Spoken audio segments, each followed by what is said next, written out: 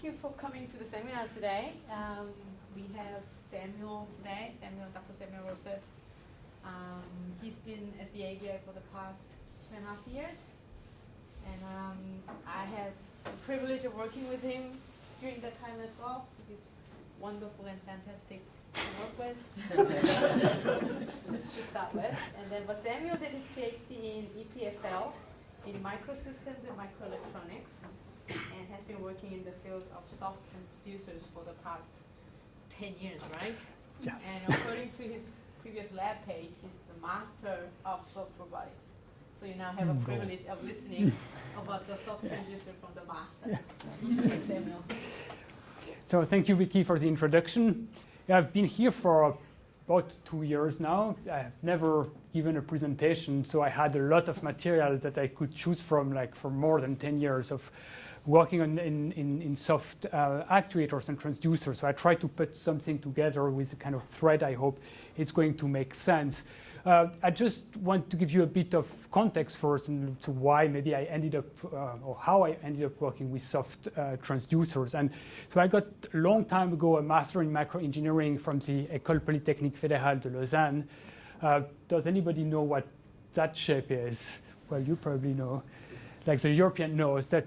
So this is Switzerland. And Switzerland is known for chocolate, for cows with bells. I remember in filming the cows with bells, and we had sometimes the chance at different conferences to see that bit of video, and also watches and precision industry. And it's mainly because of this last point that we have this microengineering department.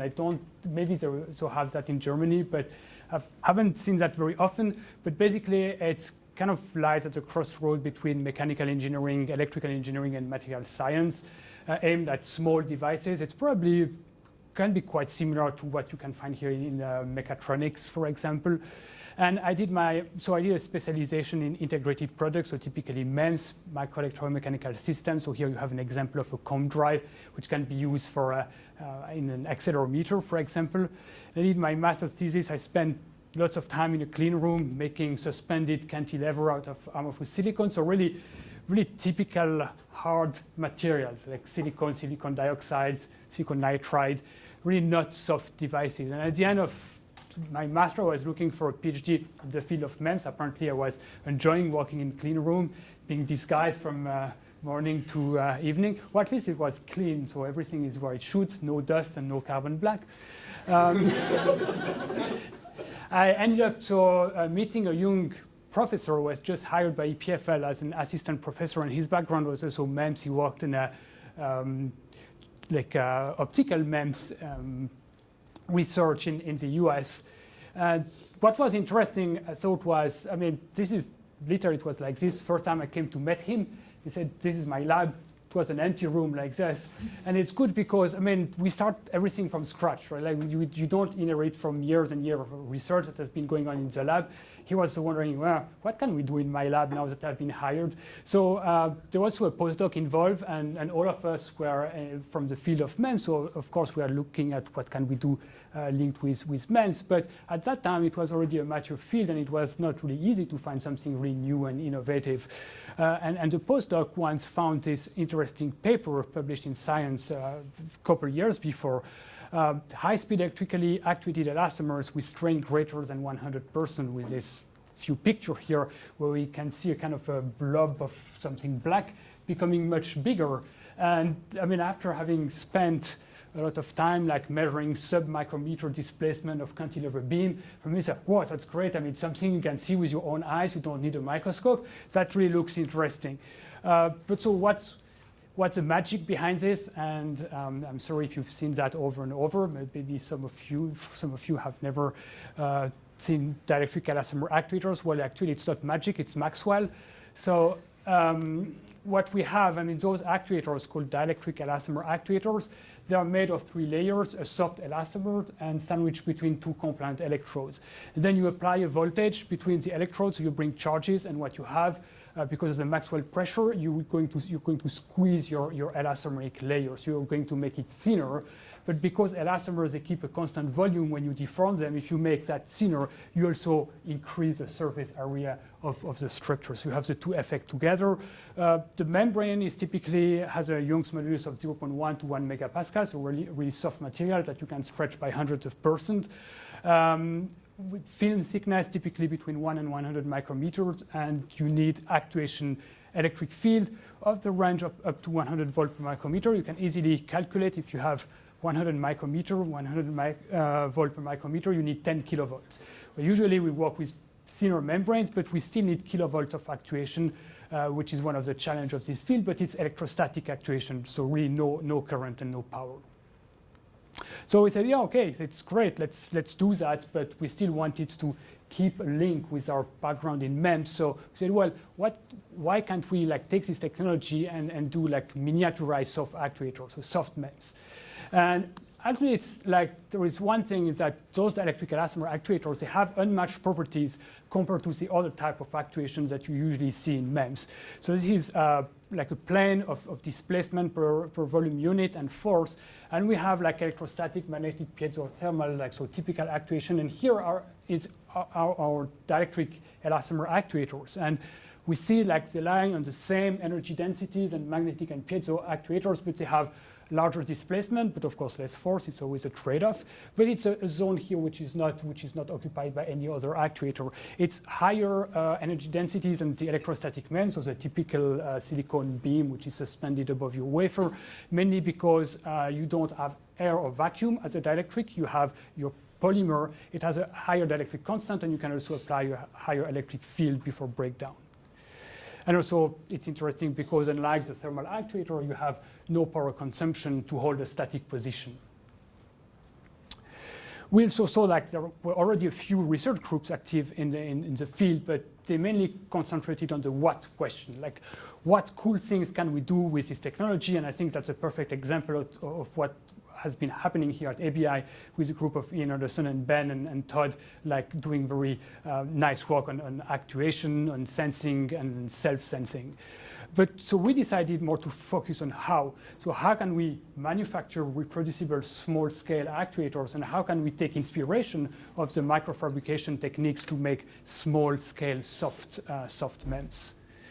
And we quickly realized that one of the main challenges are the compliant electrodes. If you remember, the figure I had a couple slides before, you have this expansion of surface. The electrodes are on the elastomer, so the electrodes must be able to expand as much as the elastomer. So again, if we look at what was being done in the world of DEAS, electrodes were basically based on carbon. You have three main variations. It's carbon particles, so just loose particles. You can imagine this is very messy. It goes everywhere. Everything becomes black. A bit better, but still very messy, is the carbon grease. So in that case, your carbon particles are dispersed into an oil binder. And again, also a bit better is the elastomeric matrix. So you have carbon particle into an elastomer. This is cross-linked, so at least you can touch it. It's not going to go everywhere. But then it's also applied by hand, so quite large devices, and also it's difficult to make two that looks the same. Now, if we look at electrodes in the world of microfabrication, well, as soon as you need to bring charges from one point to the other in microsystems, microelectronics, it's metals. And also you have very major methods to pattern metallic tracks. You can use photolithography and wet etching, or photolithography and lift-off, and you can end up with very well-defined electrodes. I mean, there is no comparison between this and this here. But of course, there is important limitation with metals. They have limited elongation at break. So if you are just to deposit a thin metallic layer on an elastomer and you start stretching it, it's just going to break into pieces and you're going to lose conductivity. And another problem is that metal is stiff, much stiffer than elastomer. So even if you deposit a few tenths of nanometer of metal on top of a 20 micrometer layer of elastomer, you're going to make it much stiffer, and then you're going to limit the expansion. So we thought, oh yeah, we should be able to try to make compliant metallic electrodes. And our idea was, well, let's take the advantage of just having loose particles. So you have those particles that can slide relative to each other, so you have no stiffness in a powder. And also take the advantage of a highly conductive and patternable metallic film. And how can we combine them together to have kind of metallic nanoclusters that can slide relative to each other, so keep a conductive track, but without making a continuous metallic layer that will be very stiff. And we identify metal ion implantation as a technique that would allow to make this compliant electrode, compliant metallic electrode. And we say, well, it's great, right? Because ion implantation is a widely used technique in microelectronics. You use it to dope silicon when you have p-n junction, when you've injected boron or other impurities. But it's never as simple as this. The main difference is that we're not implanted into a silicon target. We have a soft elastomer, such as PDMS. And if you do simulation of, like in that example, it's titanium at different energies, you see that it goes deeper and deeper, and you have more spread, right? So we have a soft target. At high energy, then the implanted layer is buried deeper, which means that you also have more spread. So you need more dose, which means more implantation time if you want to reach the percolation threshold. So when the gold particles starts touching each other and you have something conductive. And so, of course, like you can see here, like the solution is to use a low energy because you can have a high density and also locate it close to the surface. The problem is if you use a commercial implanter used for doping silicon, then they have a very low flux when you start working here. We asked for a quotation of a dose of 2 × 10⁻16 atoms per square centimeter at 5 kilo-electron volt. We were told it would take days of implantation, and it would cost something, if I remember correctly, that would be roughly 75,000 New Zealand dollars for a single implantation. That doesn't seem very realistic. At least our research budget was not allowing this. So we really need a process that allows to implant with low energy, but a lot of ions at the same time, so a high ion flux. And we identify filter cathodic vacuum arc implantation as a good solution. It's a technique which is used often to apply very hard coatings on cutting tools. So I spent part of my PhD thesis assembling an experimental implanter in the lab, and this is a result. Like this picture, you see the plasma plume of ions being accelerated towards a substrate holder here. So this is where we place whatever we want to implant. We demonstrated that by making TEM cross-section of implanted PDMS, that we indeed got this just below the surface, those nanoclusters of gold. And of course, because it's just like implanted inside the surface, you have a good adhesion to the elastomer and also like high resistance to abrasion. So you have really tough electrodes. And we really have this concept of like nanocluster touching each other but not being linked together. So they can slide relative to each other, so they have a low impact on stiffness. And finally, we also shown that you can stretch electrodes made with this method up to 175% and keep conductivity. Whereas if you just have a continuous layer of gold, after 2-3%, it would crack and you would lose conductivity. We also used photolithography and liftoff to show that we can define very precise shapes. And finally, demonstrated that we can use that to make DEAS. So at this stage, we just wanted to demonstrate fabrication processes, included also how to make thin membranes.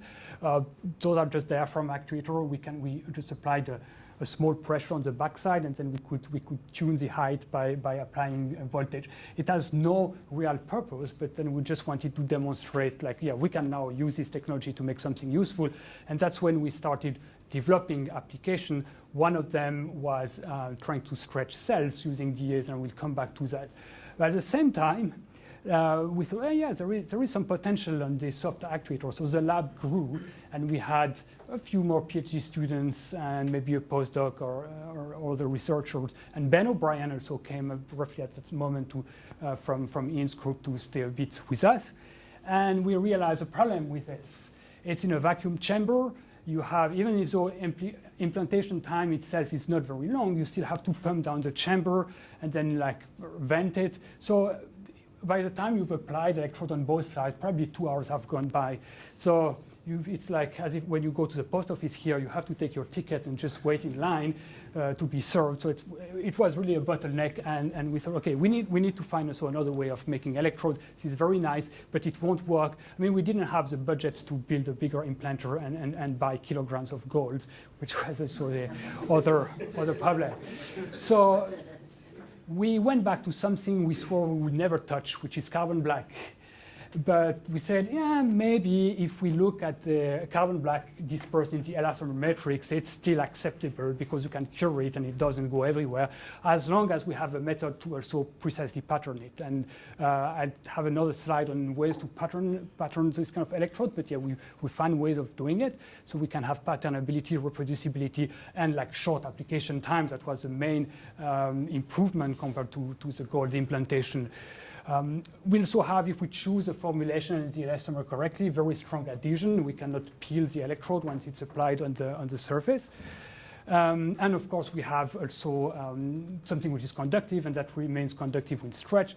You might like, in the case of gold implantation, we could make tracks that had a few hundred ohms per square of resistance. Here we are in like tens of kilo ohm per square, much more resistive. Of course, it's carbon, but again, it's an electrostatic device, so it's perfectly acceptable. Most of the time, it depends on the speed at which you want to charge and discharge your capacitor. And finally, it's applicable to DEAS. We've done a lot of demonstrators. It's the main method which is used in my former lab at EPFL and also here at the biomimetics lab. So now, how can you pattern conductive rubbers? We try different methods. Automated stamping, which is what is still the main method being used in Switzerland. It's fast. It has only a smooth stamp is in contact with the membrane, so it's still a contact method, and we have thin and fragile membrane. I mean, fragile, you can still deform them a lot, but you don't want to deform them too much. But the advantage of this method, you only have a very soft and smooth stamp that comes in contact with the membrane, and it's reproducible. We've also looked at laser ablation and plasma bonding. In that case, we just cast a continuous layer of carbon on a sacrificial substrate. We would then etch away where we don't need it, and a bit like one of those like temporary tattoos that you apply and then you dissolve the backing with water. We would dissolve the sacrificial substrate away, and then we could apply very well-defined electrodes on surfaces. And we're also experimenting with inkjet printing, both in Switzerland and here with the Dymatics at ABI. It's a very versatile method. It's non-contact, so it's perfect for very thin and fragile substrate, and it's also multi-material.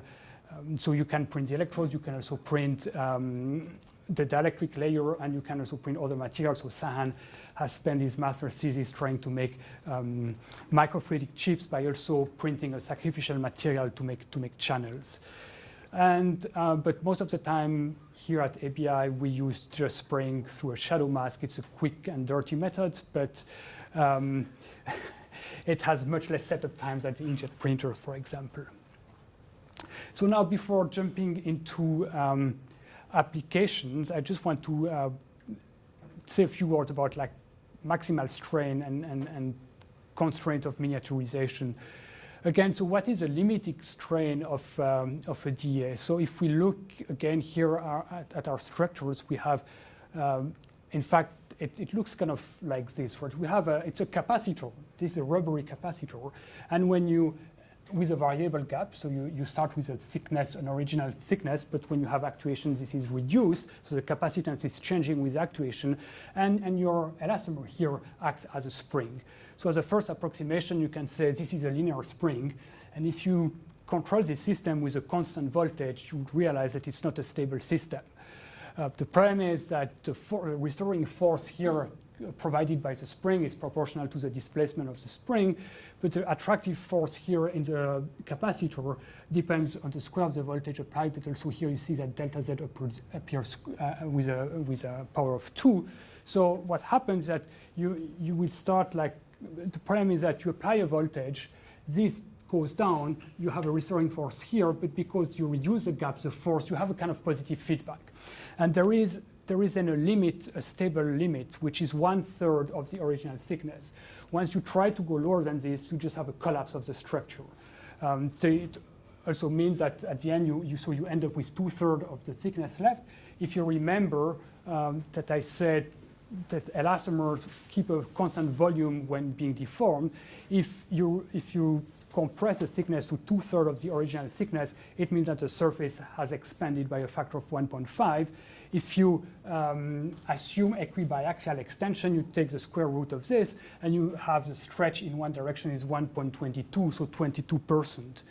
What this means is that if you look at the graph of voltage as a function of stretch, so you increase the voltage, you increase the stretch, you get to 1.22, so 22%, and you have a collapse. You end up with a membrane which is infinitely thin and that has an infinite surface. Well, that would be nice if we could do that. Of course, it's not exactly true because we cannot, for example, consider this as being purely linear. We need to, when we go to extreme deformation, extreme compression, we need to take into account that elastomers behave like they have a hyperelastic behavior. So this curve will more look like something like this S shape. And if we look at this, once you get to this point here, you should jump here to this other value, which has a very high stretch. So you should get also a gigantic actuation, which also sounds interesting. However, even if some people have demonstrated this under particular circumstances, there is another important limitation here, which is the dielectric breakdown. So when you apply an electric field in a dielectric material, there is a limit above which you cannot go. If you go higher, you will just have electrons going right through. And there are different models for this, but one simple model is to consider a constant breakdown field for material. And if we consider this, then the breakdown voltage depends on the stretch, because remember, everything is linked. So if you stretch it, you reduce the spacing between your electrodes. So if you have a constant breakdown field, then the breakdown voltage goes down. So this line here represents the breakdown voltage. Everything on the right exceeds this limit. So which means that if you are here, unfortunately, you have smoke or maybe flames coming out of your actuator, and you are in a very bad situation. So from here, it seems that the maximum strain that you can get is 22%. Then, if we come back to this article that led me to the field, I don't know if Ian, was it also thanks to this article that you gain interest for soft actuators? Not exactly that article. Okay, yeah, but for same group anyway, right? Yeah. So okay, you have a strain greater than 100%. Well, it's surface strain, but even if you look, if the surface is, if you have a surface that gets twice as big, it means the radius of a circle would be multiplied by a factor of 1.41, which is still bigger than this. So how is it possible? The key here is pre-stretch. You don't just use a piece of material like this. What you do is that you use force and you use mechanical force to stretch it in both directions before applying the voltage. And then you can make use of the hyperelastic behavior of the material, which affects how this curve looks like. And if you select your pre-stretch correctly, you can get rid of this S-shaped curve, and you have something that just only increases, and then you can go, for example, in that case, to that point when you cross this line, but you can see you have a higher strain. So now the question is, well, how do we provide a pre-stretching force? And looking at some publication and people who've looked at, have done more like bigger devices. So one thing, say just using dead weight. So this is an example of a circular membrane. You see a lot of alligator clips, and it goes to strings. And at the end of each string, you have a weight. And you have here also another, it's more like a vertical band here. That would be the pure, just a silicone or like the elastomer. Then you add a weight to have just a mechanical pre-stretch like this. And then once you have this mechanical pre-stretch, you can also add voltage, which is also going to then to add on top of the mechanical deformation and electrically controlled deformation. Here is just a video of the first example. So you see when the voltage is ramped and you see an increase of the diameter of this circle, which is way bigger than 22%. And of course, if you increase the voltage too much, it just breaks. So, I mean, we work on different things, but as an illustration of this, at one point we wanted to do, we were working with a group in electrical engineering, looking at doing an RF tunable phase shifter using this technology, and we wanted to maximize in-plane displacement of a rigid little block that was located on a soft membrane. So basically, this group here in this publication, they have optimize the displacement of this weight by looking at stretching in both directions. So the question is, well, can we just use this result on a device like this? But the problem is, if you look at smaller devices, like using weight is not realistic. So most of the case, what you want to do, you just stretch your membrane and you place it on a frame like this. You can have an electrode here. We have a platform here, and you want to maximize here the displacement of this platform. And the big difference in that case, we don't have a string here with a weight pulling on our platform. We just use the spring constant of the membrane here. So the passive membrane acts as a nonlinear spring, and it's not a constant force. But you see the problem when the platform starts moving, like the restoring force is reduced because the spring is relaxed. Right? And so we've made some modeling and look at that. I don't want to go into the details, but like the conclusion is that if you do a small system and you use the passive restoration force of the membrane, then you get, if you want to maximize the displacement of this platform, at best you get half of the displacement that you would get using a weight. So you lose like 50% of possible displacement. If you want to maximize not absolute displacement and strain, then the key is that you need an actuator that has an active area, so the area coated with electrode, which is much smaller than the complete device, like 5 to 10 times if you really want to have no impact. So it means if you have like just an expanding dot, as in the previous example, which is like 5 millimeter in diameter, then you want a membrane which is 50 millimeter in diameter, or else you will have an impact from this passive region. Okay, so now let's look at some application of soft transducers, and I've selected only actuators and try to keep kind of thread and looking at response speed. So this is the work of one of my former PhD students, Luc Maffley, on tunable lenses. So I've also talked a lot about electrodes and the importance of electrodes. There is also one important material, of course, in these actuators. It's what to use as membrane. And in our lab, we've always used silicones. We've casted our own silicone membranes, but many labs do not have access to the equipment necessary to cast membranes. And now it's possible to buy silicone membranes, so that's why more and more people are using silicone, but before that was not possible. And so most publications were based on an acrylic elastomer called VHB, sold by 3M. Actually, it's a tape. It's a double-sided tape, which is usually done to like put poster on your wall. But then it has been used to make actuators. But like the main advantage of this material is that you can have extremely large strain. So it's great if you want to make a demo that exhibits like hundreds of % of strain. The problem is very slow to react. It's very viscoelastic. If you apply a constant voltage, you will see your actuator moving. 300 seconds later, it's still moving. So we work with this professor Federico Carpi. At the time he was at Queen Mary University in London.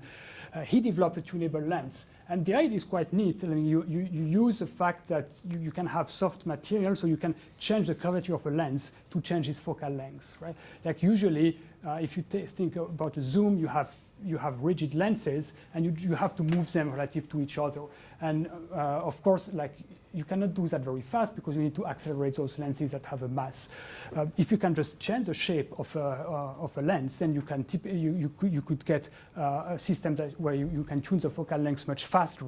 But if you use these very viscoelastic materials, then it doesn't work. That's why we work with him and to check like if we could like apply his design to our fabrication process and see what we could do. And this was a new version of the lens on in that case just as they want a flexible substrate so it can be bent. And we wanted to compare the performance compared to this VHB, to this acrylic elastomer lens.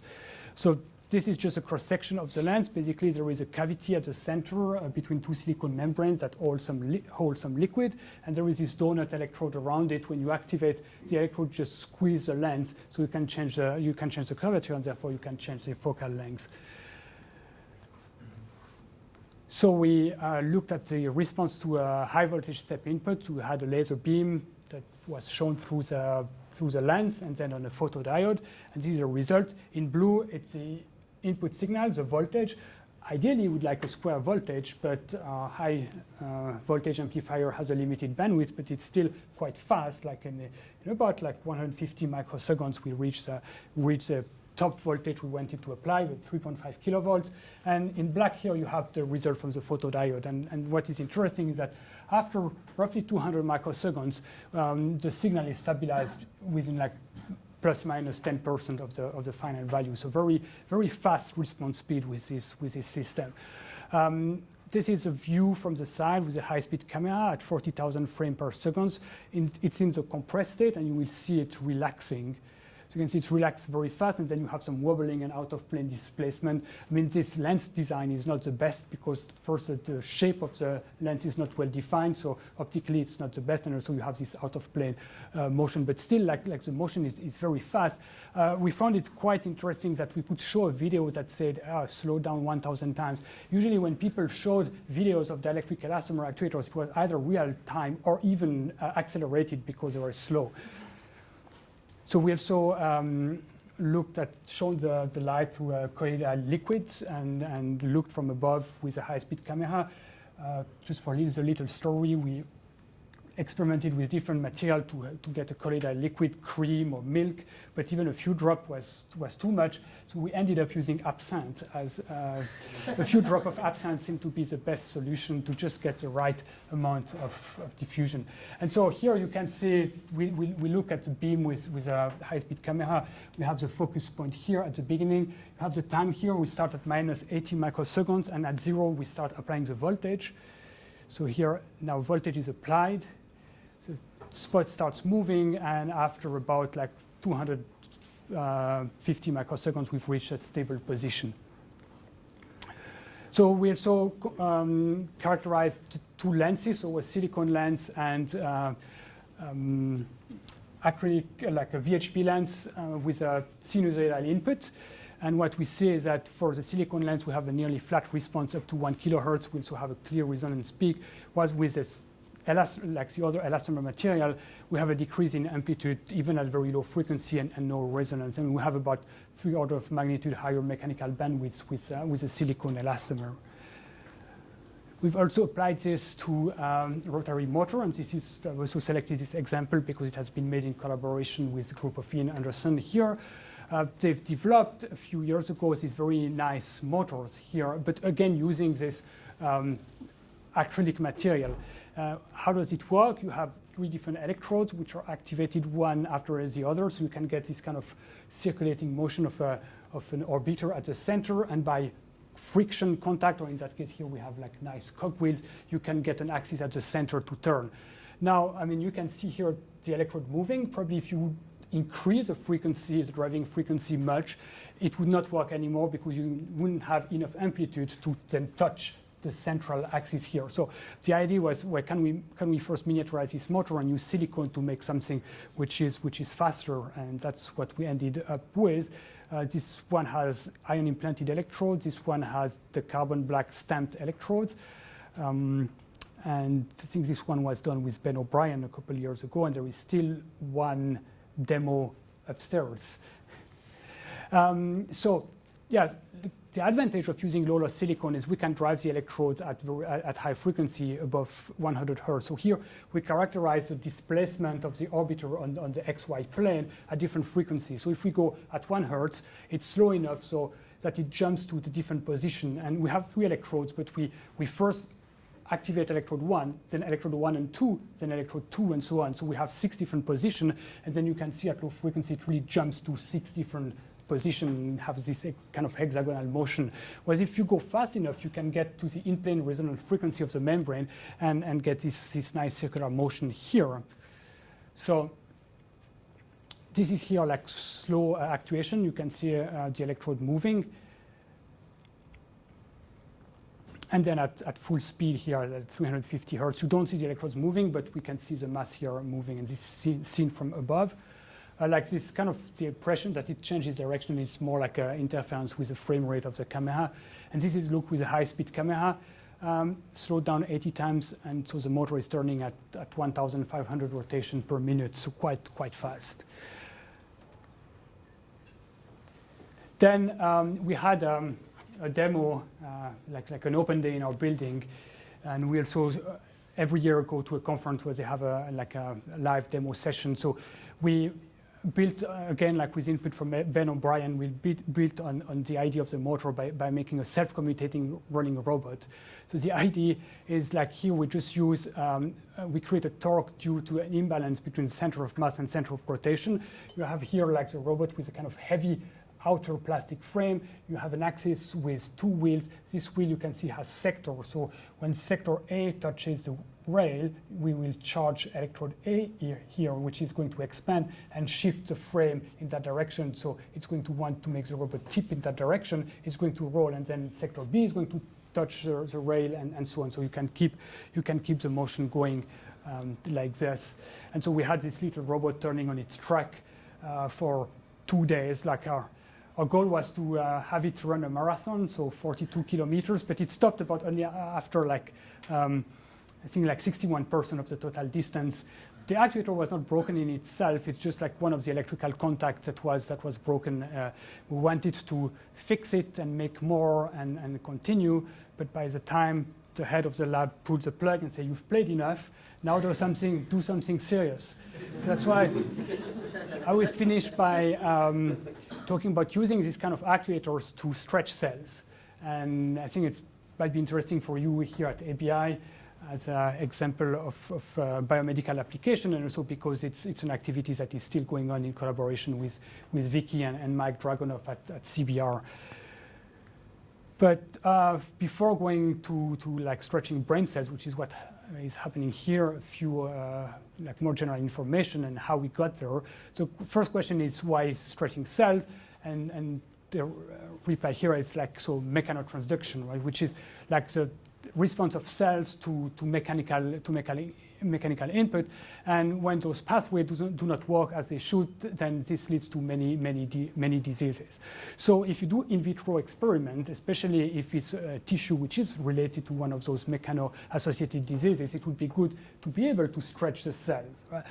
It has been shown, for example, there are many examples, this is one of them, that if you culture intestinal cells on a substrate which is periodically stretched, you will get a cell morphology which is very similar to what you have in vivo. Whereas if you just culture the cells on a static substrate, you don't get this. So this shows the impression and the importance of that. That would be very great if we could have in vitro experiments that can also add stretching. Now, there are like commercial systems that you can buy to stretch cells and have in vitro deformable reactors. But so what is the advantage of using this kind of actuators? Well, one is it's small and compact. You can easily put it under a microscope. But I think probably the key point is a strain rate that you can get. You can have something which is much faster than commercial devices, and we've demonstrated strain rate like higher than 50% per millisecond. And this enables you to recreate physiologically relevant strain profiles. So this is the example of a normalized strain profile of what is experienced by cell in the heart. And again, if you look at the typical bandwidth of a commercial system is 1 to 2 hertz. So if you want to reproduce this, you would get depending on the bandwidth of your system. If it's 1 hertz, this red line. If it's 2 hertz, this green line. But like the green line is somewhat close, but still cannot mimic like these little details here. Whereas with a dielectric elastomer actuators, we can get something which is very, very close to what is really happening. Another advantage, you can use the same system for different types of strain. If it's tensile strain, compression, uniaxial or biaxial, can probably do shear strain, although we haven't tried this yet. This is an example of tensile strain. So you have those 2 electrodes expanding. You would place the cells here in the center. You can place them everywhere, but at least at the center, you can also look at them with a transmission microscope, and they're being stretched in that direction. And we have here another example of like compressing a population of cells. It took a lot of time until we had a device that we felt were ready to get into contact with biologists and say, hey, we have this, would you be interested to test it? And the first test we did was with a group at the University of Lausanne.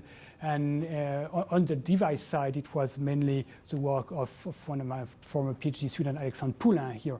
And we worked on showing the alignment of lymphatic endothelial cells. That was the setup we ended up with. Because we have like a compact device and it fits nicely in one of those like tiny incubators that you have on microscopes. And so we could have like in situ observation while the experiment was running, and we're just applying high voltage to the cells here to stretch them. So we had 24 hours of stretching at 0.1 hertz and 10% uniaxial strain. So the device was like this. We had cells everywhere, but only the cells here, I mean, all the cells in this region are being stretched. Those ones are not and are being used as a control population. So we have control population and stimulated cells here in between the electrodes. So what did we see after the experiment? So after 1 day, we stained the cells. And we looked at at two main parameters. First, it's a cell orientation. In gray here, you have orientation in the control population, which is quite random. But in the stimulated cells, there is a clear preferential orientation here, 90 degrees from the direction of stretching.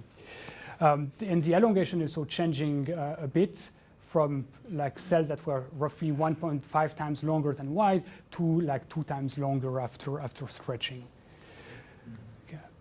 One important thing is we needed to address the high electric field issue. Yeah, you remember I told you like we need high electric field to drive those actuators. So does it have an influence? Right, so we need actuation voltage, typically a 2 to 4 kilovolts. So does it have an influence on the result? So to do that, we just repeated the experiment, but on a device where the mechanical motion was prevented. So we still applied the field, but the device was not able to move. And again, we have stimulated cells and control cells. In that case, stimulated cells, they are in the center. It means they're exposed to the field, but they cannot move. I mean, they are not being strained because the device cannot move. And we did the same analysis, and in that case, there is no noticeable difference between the control population, like the unstrained population, the strained population for orientation and shape of the cell. So this means that, at least as far as we know, the high voltage required to drive the DEAS shows no effect on the morphology of the cells.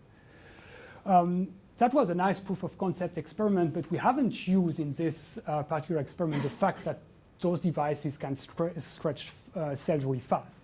So then we got contacted by another group working with cardiac cells from the University of Bern, and they are looking at they were interested at least by commercial cordis, which is so when you get like an impact on your chest by a blunt object, and this disrupts the heartbeat and causes arrhythmia.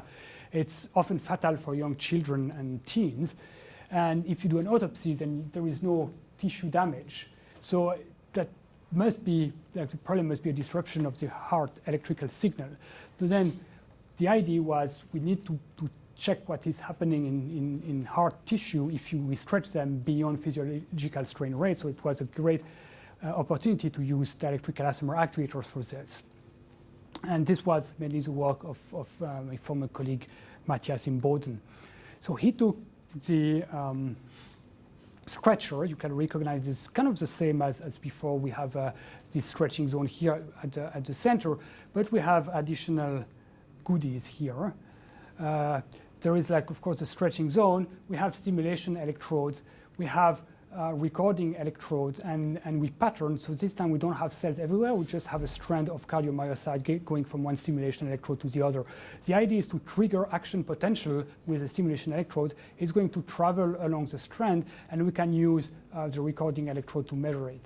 By the way, here we have our ugly carbon black electrode, which is good for actuation. It's not good at all to measure small potential. So that was a return of the gold implanted electrodes, because we need something here which is conductive but also stretchable. It was a great opportunity to reuse the implanter and remove the dust that was accumulating on it. And that's the final device. It has a source of protection because it goes into a very expensive amplifier, and then you don't want to burn it by having high voltage, like a breakdown through the device. Now, this has been published recently in Nature Communications. There are a lot of nice results, but like a summary, I don't want to go too much into the details, but what did we see? We measured the activation time difference, so like the time it takes to go from the action potential to go from one electrode to the other. this part here, a positive strain, is in the part that is being stretched, and this is here. You can forget this in the passive part, but let's look at this. We applied different voltages, which mean different strain, right? Because in dielectric elastomer actuators, you have a relation between how much it's deformed by and the voltage you apply. So a higher voltage, it means more strain, and this was up to 10%. So what we see is that when we increase the strain, we have an effect on the modulation of the activation time difference with the amount of strain, and we are able to explain that with cable theory. But where we're a bit disappointed, I mean, it's a very nice result, but we're not expecting that, is that this is like same strain with a color, but like different strain rate. And this here's the limit of physiological conditions. This is a log scale. Even when we go much higher than physiological condition, we didn't see any effect. And that's not what we wanted to see, but sometimes science is like this. So a lot of time spent on this device, very nice results, but unfortunately we were not able to show that if we stretch the heart cells very fast, we could see an example on how the actuation potential was moving along the strand. Now, just to conclude, say a few things about what is being done here at ABI. So I have the chance of working with Vicky. I don't think it's her who has a chance of working with me. It's the opposite. And we also have Jehan, Ph.D. student, working with us on this. So there is a huge effort at ABI led by Vicky on like multi-scale modeling of traumatic brain injury. It's a real problem in New Zealand, but also worldwide. And the idea of this effort is to produce model in vitro and in silico. And of course, like cell stretching, we are looking at what can we do here on the in vitro side. We are looking at two main reasons why stretching brain cells. The first is try to establish a damage threshold to correlate field data to potential outcome of head injury. You can imagine rugby player wearing accelerometer sensor. There is a shock. You get data from the accelerometer sensor, but can you, from this data, like say whether the shock is problematic or not? At the moment, there is no methods to do that.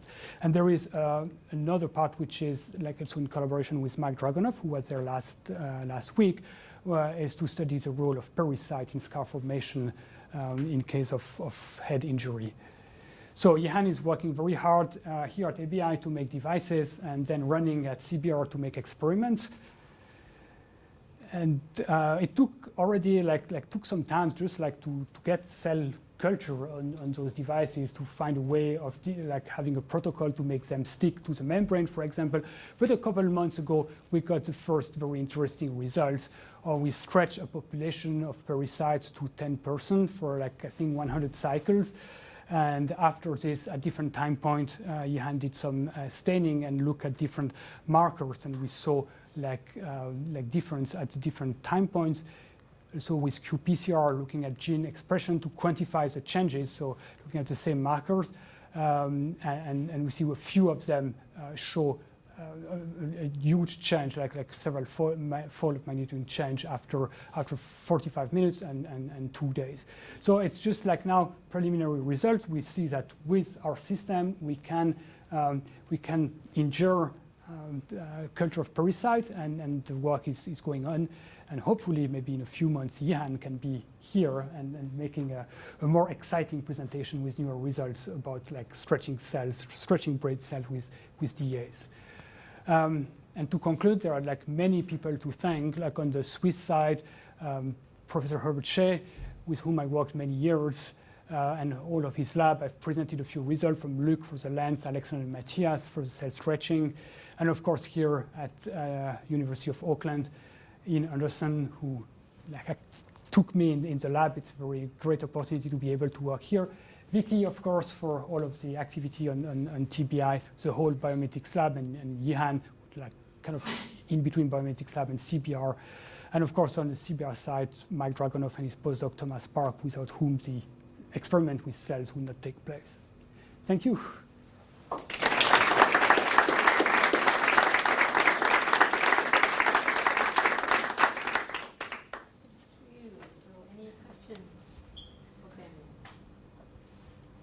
Yes. About the electric field of vacuum the cells. Yeah. Why why didn't you put like a guard when you run the electrode? Yeah, I mean, there are many ways. We also looked at you can do like the kind of the stretch sense approach, so having like 3 layers instead of just 2, and it just makes fabrication more complicated. And if we don't see any negative effect, let's not complicate if it's not required. But in case, because like for example, now we're going to do these experiments again with brain cells, because like maybe like lymphatic endothelial cells, and we did it also with cardiac cells, are not sensitive, but maybe brain cells, you never know, are. And in that case, if we see some kind of impact, then of course there are solutions to get around this.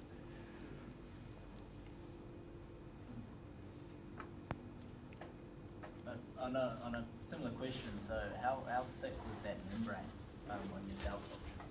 So you've got electrode either side. Yes, it's about, it depends, but between like 20 to 25 micrometers. Okay. And so you've got an encapsulation over the electrodes as well, so the cells are put onto like a, what kind of substrate are the cells deposited on? Does it matter what the actual substrate is when you put cells on them? Yeah, so we have like also different configuration. Like usually there is indeed a passivation. Now for the brain cells, we don't have a passivation, but there is an adhesion layer.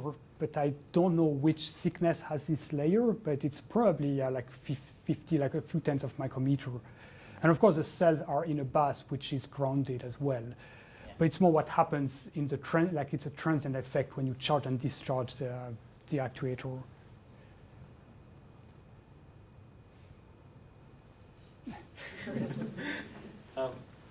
Are you limited by the electrical resistance in terms of the speed of the motor, for example, like the 1,500 RPM one?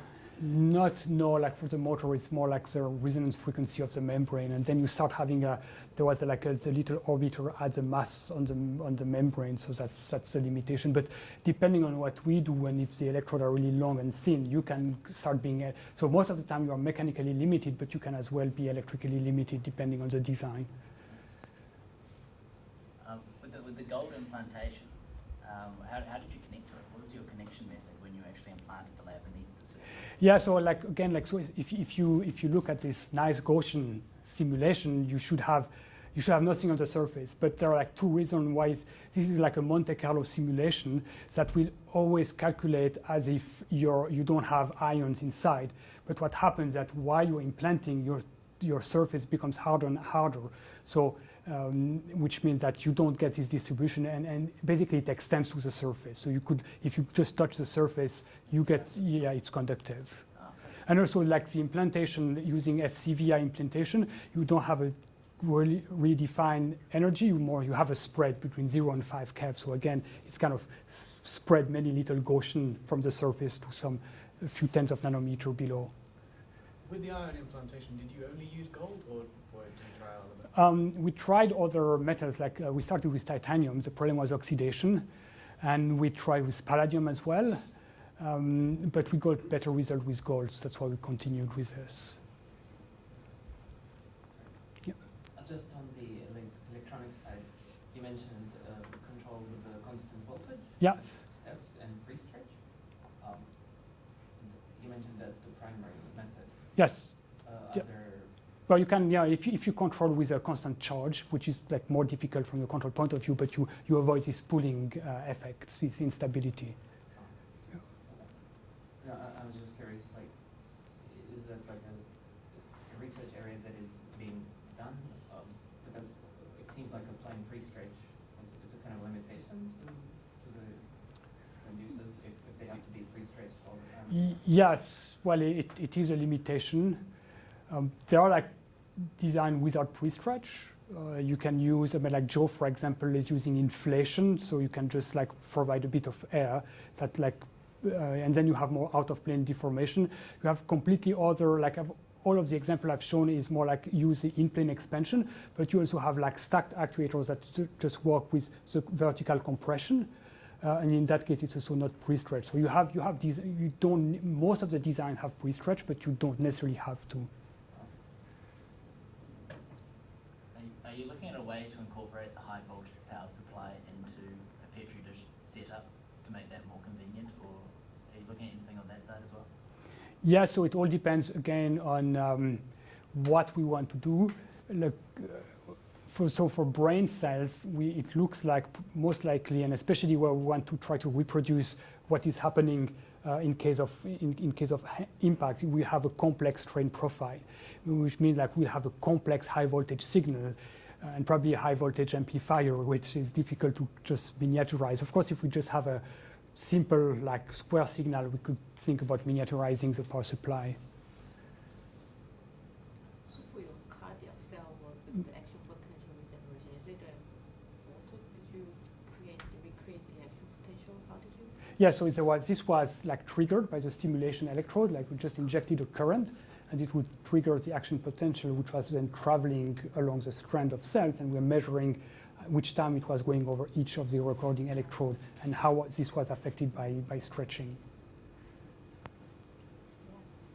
I was just thinking of probably the thing which would limit the speed of actuation would be the wave speed in the Yes, there's compressional direction Yes. or the tension direction. You could raise that by making it tauter. By making it. By increasing. Yes, because you increase the stiffness Yeah. basically, so you improve. So that would be an interesting little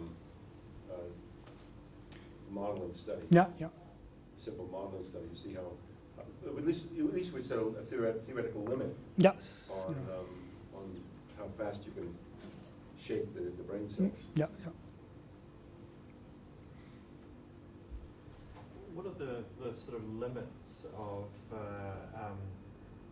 making the elastomer very thin and thereby reducing the voltage required? So of course, like making thinner layer, and we've worked on like trying to make ultra thin layers, then like it becomes more difficult to manipulate, and it all depends on what is your application. But typically, if we think about the cell stretcher, then you add culture media, so you have a weight due to the weight of the liquid on top.